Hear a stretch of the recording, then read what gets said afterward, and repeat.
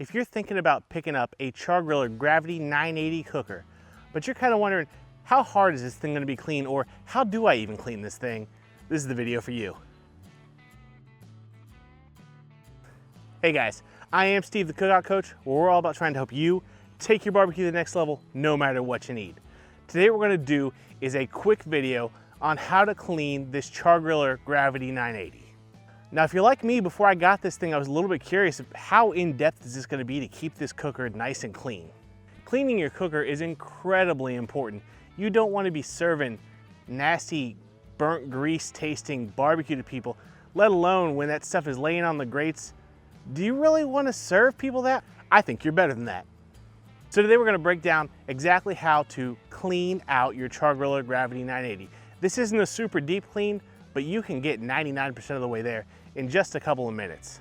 I've purposely made my grill extremely dirty, cooking a lot of ribs and a lot of pork butts. So we've had a lot of rendered fat raining down in this cooker. Let's get to it, break it down, see what we got, and see how easy it comes off.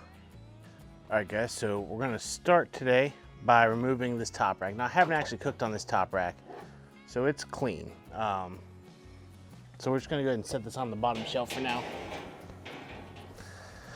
Now these porcelain coated cast iron grates, I'm actually really excited because I've never used one of these, but Char-Griller has the perfect tool for this, and it's these wood paddles. Mainly I'm concerned about the porcelain coating on the cast iron. The thing about porcelain coated cast iron is it's typically very easy to clean, but if you chip that porcelain, it's gonna degrade really quickly. So these are not going to chip the porcelain, and they're also going to be able to like groove right into it. So you're just going to put it on there and just kind of work it around. And the thing about these wood paddles is as you work them into your given pattern, they'll start to conform to your grates. Now these are pretty easy because they're all just straight grates, but you know, if you had a tighter pattern or a looser pattern or whatever the case is, you can actually put some pressure on this wood and it'll get in there tighter. And this is a brand new paddle, and already, you know, you might have seen at the beginning there it wasn't getting the grease off, but a little elbow grease, it's now starting to clean them up. Now this grill is cold. This would be better done hot.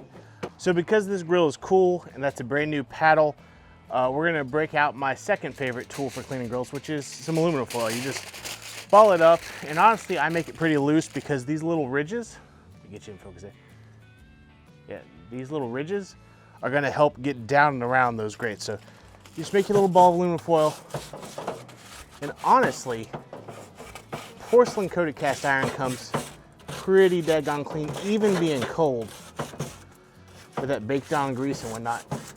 And the reason we're cleaning these before we take them out is because as we finish, we're just going to go ahead and sweep everything out this integrated grease drain. So hang on, let me get this finished up and we'll bring you right back.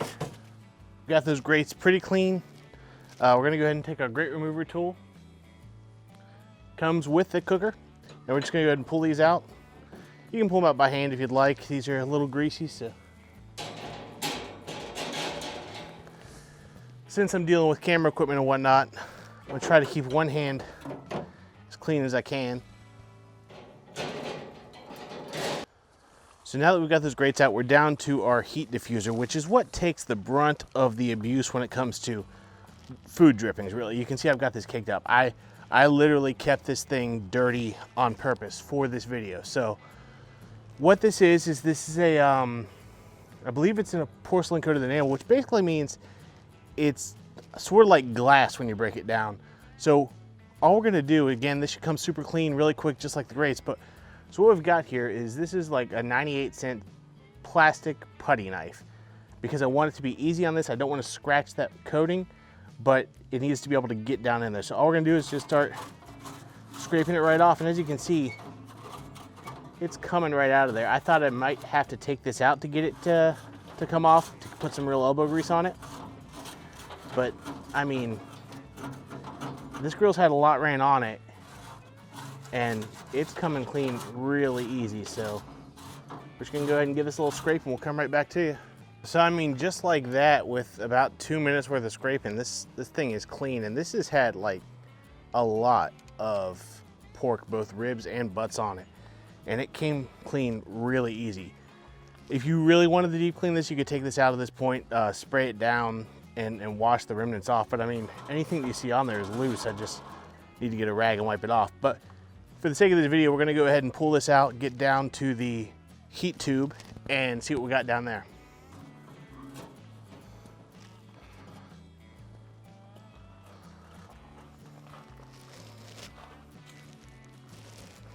So really, I mean, looking at it, that heat tube is clean, but let me see if I can't get a hold of it.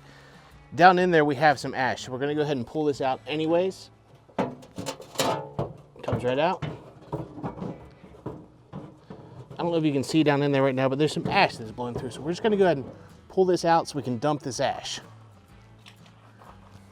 So when we pull that out, you can see all the stuff we just scraped off that fell down there, as well as our grease drain.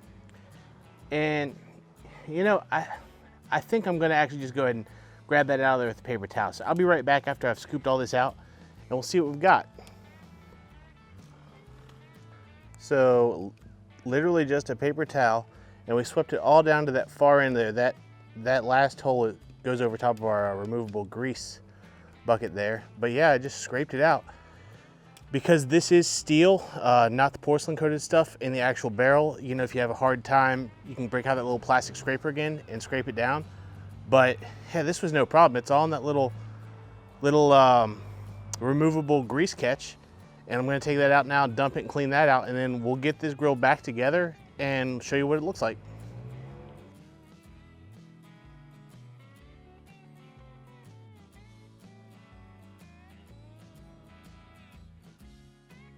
So that's it. This was no exaggeration. A 5-minute job to get everything out, scrape it down, maybe 10 if you want to get extra thorough. And it's clean. At first I wasn't sure exactly how easy this would be because I've never owned a cooker like this, but this is cake. All the porcelain coating just makes this a breeze. And this is after literally, this cooker has ran 10 racks of ribs and 5 pork butts on it without a cleaning. No problems. Now, if this is the first you're seeing me mess with this cooker, meet me over here. Let's talk about my first impressions.